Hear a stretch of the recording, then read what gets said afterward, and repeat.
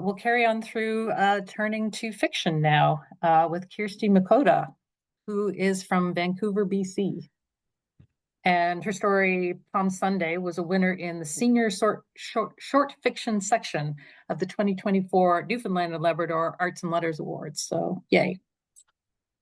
She has another upcoming publication in Bewildering Stories and 2 screenplays that finaled at the Austin Film Festival and the final draft screenplay competition.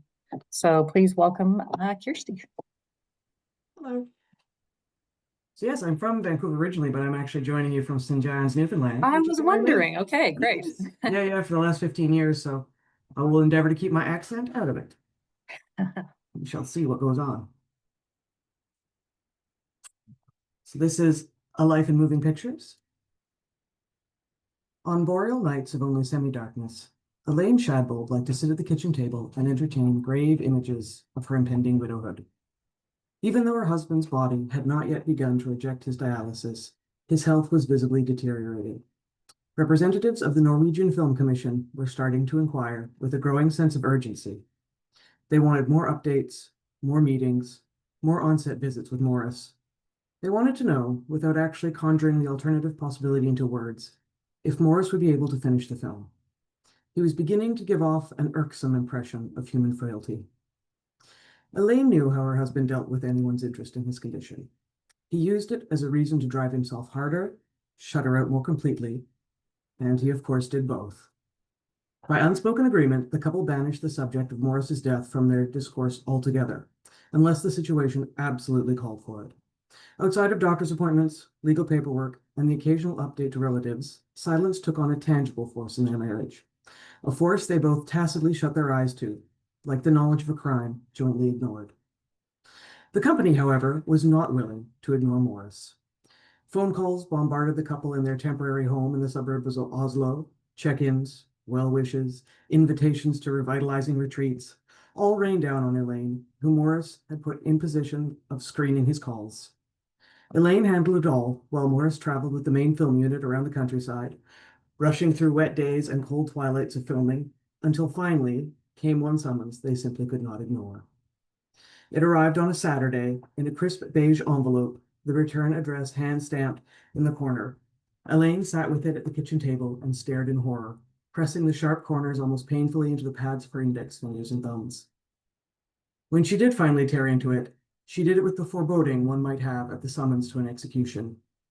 The executive producer, Balder Mikkelsen, and his wife Astrid requested the honor of their company, the celebration of Mr. Mikkelson's life, to be held in the next weekend at their home in Livslang.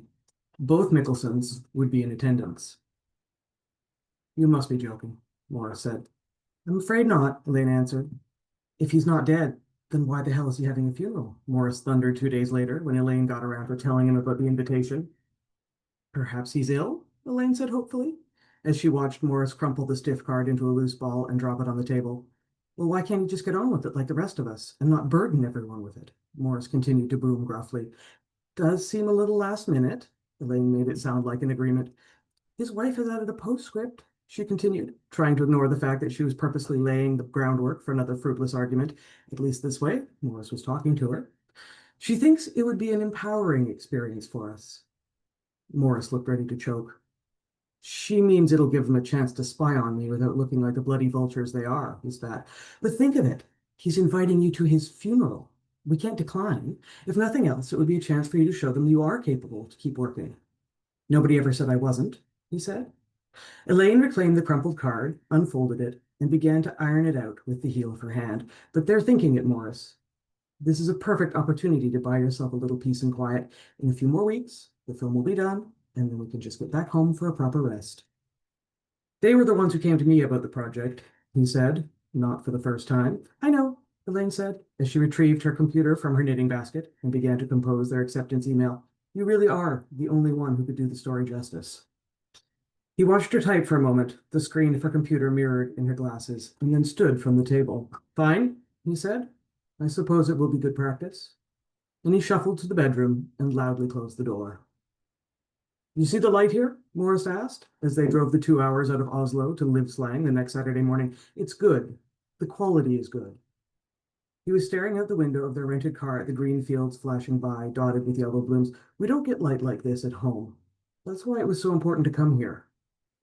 Elaine adjusted her hands on the steering wheel, willing herself to relax her fingers in the driving gloves, trying to ease out the cramps. It is beautiful, she confirmed, without taking her eyes off the road. Morris grunted in agreement. Quality of light, he said again, but mostly to himself. Elaine cared very little about the film industry. She knew only that everyone always seemed to be in a terrible rush to get somewhere so that they can all sit quietly and wait. But movies had become for Morris what pets were to so many of the elderly. A reason to get up every morning and walk around the block once or twice. Continued existence into the evening was rewarded by a feeding. Survival through the night was left to chance. Which was why, when this foreign contract became available, despite the mounting warning signs, Morris packed up his portable dialysis machine and brought them here. And since they had long ago established that each preferred to accept the inevitable without the emotional support of the other, Elaine never even considered objecting. She slid her arm through the crook of Morris's elbow and walked him up the wet stone path towards the church. A verdant lawn on both sides of the damp path was edged by a row of dense hedges. Within this protected space stood several bare trees, rough bark a color deeper than burnt umber. The thin rain gave the air a prismatic quality. In contrast to the delicate beauty of the landscape, the church was fat and squat, made of cinder block. It struck Elaine as fitting, the architectural equivalent of how she felt in this country, needlessly overbuilt amongst a people who preferred daintiness of design. She shivered as she guided her pouting husband through the main doors into an echoing flagstone entrance, and then into the faded church. Mint-colored carpet ran in 3 parallel aisles to the altar. In the nave, a relief of Christ the Redeemer.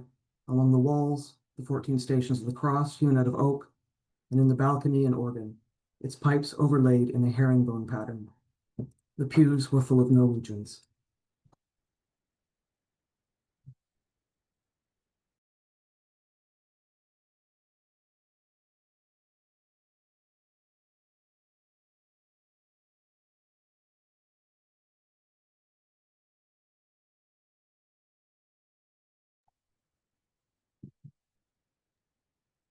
With me trying to say thanks. I was reading along and I was ready for the story to keep going. I was quite surprised when it finished. That's interesting because I was like, this is going too long. I was with you. Yeah, and the humor really comes out when I hear it out loud. So thank you for that.